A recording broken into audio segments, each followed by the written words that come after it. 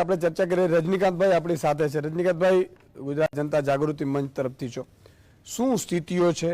લાંચોમાં પકડાય છે, હોસ્પિટલમાં સરકારીમાં સારવાર સારી નથી થતી, ખાનગીઓમાં બહુ મોંઘું પડે છે, ખાનગીઓમાં કાર્ડો હવે ચાલતા નથી અને ખૂબ પારાવાર મુશ્કેલીઓ છે। જે લોકો અધિકારીઓ જેની જવાબદારી છે 30-30 લાખ રૂપિયાની લાંચો લેતા પકડાય છે।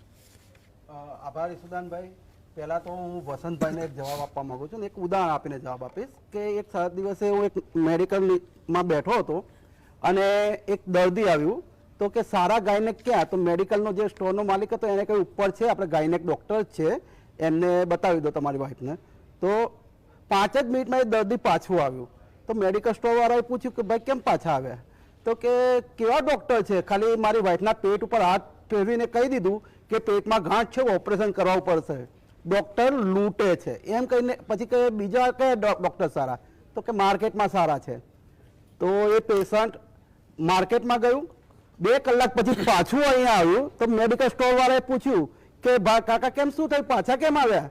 એટલે કે હું માર્કેટમાં ગયો તો એ ગાયનેક ડૉક્ટરે મને લેબોરેટરી ટેસ્ટ કરાવડાવ્યા, સોનોગ્રાફી કરાવડાવી, 4000 રૂપિયા ખર્ચો કરાવ્યા, પછી કહ્યું કે બેનના પેટમાં ગાંઠ છે, ઓપરેશન કરાવવું પડશે। એટલે મને લાગ્યું કે આ ડૉક્ટર હોશિયાર છે, પેટ ઉપર હાથ મૂકીને જ કહી દીધું પેટમાં ગાંઠ છે। એટલે અત્યારે ડૉક્ટરો 2 પ્રકારના છે, એક દર્દીની વેદના સમજે છે, દર્દીની વેદના સમજે છે, દર્દી પણ જ્યાં 50 રૂપિયામાં ખર્ચામાં પૂરું થતું હોય ત્યાં 100 રૂપિયા ખર્ચો કરવા માંગતા નથી, એવા પણ ડૉક્ટરો છે। બીજી બાજુ એવા પણ ડૉક્ટરો છે જે મોટી હોસ્પિટલો બનાવે છે અને એની નીચે 2 દુકાનો રાખે, એક સોનોગ્રાફીની હોય, એક લેબોરેટરીની હોય, એક મેડિકલ સ્ટોરની હોય અને આ તમામને એક બિઝનેસ મોડલ આપી દે છે। અને એમના જે મેડિકલ સ્ટોર હોય છે, મોટા ભાગે મેડિકલ સ્ટોરમાં ફાર્માસિસ્ટ હોતા નથી, 24 કલાક આ મેડિકલ સ્ટોર ચાલુ રહેતા હોય। એટલે જોવા જઈએ તો 3 ફાર્માસિસ્ટ દુકાનમાં હાજર રાખવા જોઈએ, 80 પ્રમાણે 8 કલાકમાં એક ફાર્માસિસ્ટ, એ પ્રમાણે 3 ફાર્માસિસ્ટ હોવા જોઈએ। પણ ફૂડ એન્ડ ડ્રગ વિભાગના અધિકારીઓને દર મહિને હપ્તો પહોંચતો હોય, દર વર્ષે હપ્તો પહોંચતો હોય, એટલે ભાડાના લાયસન્સ ઉપર આ રીતે મેડિકલ સ્ટોર ચાલતા હોય છે, કમ્પાઉન્ડરો દવા આપતા હોય છે। હવે જ્યારે દર્દીની સારવાર ડૉક્ટર જ કરતા હોય ત્યારે દવા આપવાનું કામ કમ્પાઉન્ડરો કે જેમની પાસે દવાનું પૂરું નોલેજ ના હોય એવું કેમ? તો આ એક બહુ મોટું કૌભાંડ ચાલે છે। ગુજરાતમાં લગભગ 60% હોસ્પિટલો એવી હશે કે જ્યાં કાકા મામા બાપાના છોકરા હોય એ બેઠા હોય કે જેમને દવાનું નોલેજ નથી, બસ બિઝનેસ બનાવી દીધો છે અને આવા ડૉક્ટરો છે જે જનતાને લૂંટે છે, એક પેકેજ બનાવી દે છે દવાનું। એક હોસ્પિટલમાં દર્દી દાખલ થયેલે એક પેકેજ આપી દે કે દવાનો આટલો ખર્ચો થશે, ઓપરેશનનો આટલો ખર્ચો થશે અને આટલું બિલ થશે। અને મોટાભાગના દર્દીઓ એ બિલ આપતા હોય છે, એટલા માટે આપતા હોય છે કે વીમા કંપની દ્વારા સુરક્ષા મળેલી હોય છે। અને જે લોકોને વીમા કંપની દ્વારા સુરક્ષા નથી મળી એ લોકો સરકારી દવાખાનામાં જાય છે। વસંતભાઈ આંકડા બતાવે કે સરકારી દવાખાનામાં જઈ રહ્યા છે, સાચી વાત છે કે જે લોકો પાસે વીમો લેવા માટે પૈસા નથી, જે લોકો મધ્યમથી નીચેની રેખામાં આવી રહ્યા છે એ લોકો સરકારી દવાખાનામાં જઈ રહ્યા છે, ત્યાં પૂરતી સુવિધાઓ નથી મળતી પરંતુ એમની પાસે રૂપિયા ખર્ચવા નથી, મોંઘી હોસ્પિટલોમાં સારવાર કરવાના રૂપિયા નથી, એટલા માટે સરકારી દવાખાનાઓમાં જઈ રહ્યા છે। અને આ બધું તંત્ર જે ચાલી રહ્યું છે આરોગ્ય પરિવાર કલ્યાણ વિભાગના ભ્રષ્ટાચારની દેન છે। હોસ્પિટલો આટલી બધી ગલીએ ગલીએ હોસ્પિટલો થઈ ગઈ છે, પાનના ગલ્લાની જેમ હોસ્પિટલો થઈ ગઈ છે, તો એ હોસ્પિટલોમાં પૂરતી સુવિધાઓ છે કે નહીં અને દર્દીઓ પાસેથી કેટલી ફી લેવી એ પણ નક્કી નથી હોતું। કોરોના કાળમાં આપણે જોયું છે કે દર્દી પાસેથી 7-7, 8-8 લાખ રૂપિયા કોરોનામાં ફી વસૂલી છે।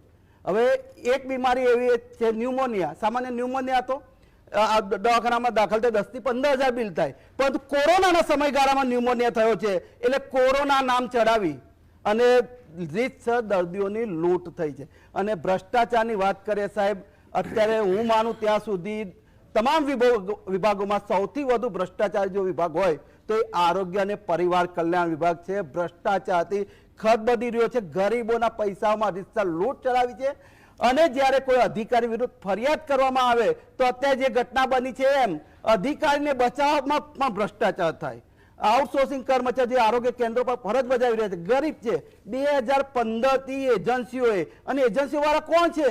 આ સરકારના નેતાઓના માનીતા લોકો છે, એમના ઓળખીતાઓ છે જે દર વખતે ચૂંટણી ફંડ આપે છે। નેતાઓ જ્યારે પણ કહે ત્યારે ફંડ એમને મોકલાવે છે અને એ હમણાં જ ખુલાસો થયો છે કે કોન્ટ્રાક્ટ લેવા માટે રૂપિયાઓ આપવામાં આવે છે। તો આ એજન્સીઓએ કરોડો રૂપિયાનો, મારી ગણતરી પ્રમાણે 11,000 કરોડ રૂપિયાનો ભ્રષ્ટાચાર ગરીબ કર્મચારીઓના પગારમાં, બોનસમાં, રજા પગાર, યુનિફોર્મ એલાઉન્સમાં કર્યો છે. અને એની પુરાવા સાથે મેં ફરિયાદો કરી છે.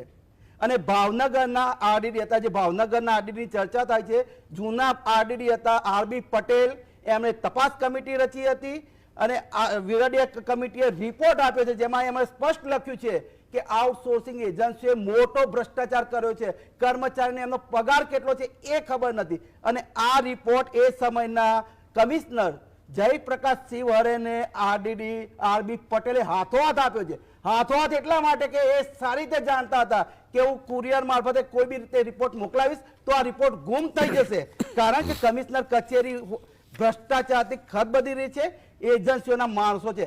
હાથોહાથ રિપોર્ટ આપ્યા છતાં આ વાતને 4 વર્ષ થયા, હજુ સુધી એજન્સીઓને બ્લેકલિસ્ટ કરવામાં આવી નથી. કર્મચારીના પગારમાં 11,000 કરોડનું કૌભાંડ છે, પરંતુ આરોગ્ય અને પરિવાર કલ્યાણ વિભાગ અને કમિશનર કચેરીના અધિકારીઓએ કર્મચારીને 11 રૂપિયા પણ પાછા અપાવ્યા નથી. અને જ્યારે અમે કહીએ ભાઈ શું થયું, આરટીઆઈમાં માગીએ છીએ કે તપાસમાં શું થયું, તો ઉપરથી એવો જવાબ મળે છે કે હજુ તપાસ ચાલુ છે. 4 વર્ષ થયા, એજન્સીઓ પણ બદલાઈ ગઈ. બિલકુલ. એમ છતાંય આરોગ્ય અધિકારીઓ હજુ પણ તપાસ કરી રહ્યા છે. અને જો યોગ્ય તપાસ થાય ને તો એટલી ગેરંટી મારું છું કે દરેક જિલ્લાના આરોગ્ય અધિકારીઓ ભ્રષ્ટાચારના કૌભાંડમાં